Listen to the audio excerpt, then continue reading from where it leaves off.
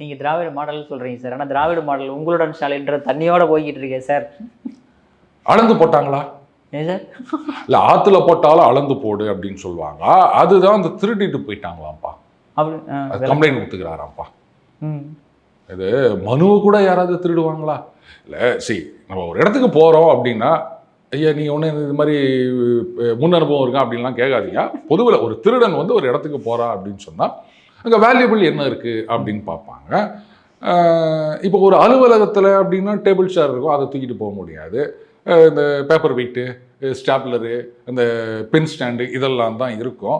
So தெரியாமல் இந்த மாதிரி பேப்பர் எடுத்துகிட்டு போயிட்டாங்களோ, அந்த பேப்பரை கடைக்கு போட்டிருந்தா கூட ஏதாவது காசு கிடைச்சிருக்கும். ஆனால் இந்த மாதிரி திருடிட்டு போய்விட்டதாக புகார் கொடுத்தார் அப்படின்னு வந்திருக்கேன். அதுக்கப்புறம் ஏதோ டிரான்ஸ்ஃபர் அப்படின்லாம் சொல்லியிருக்காங்க.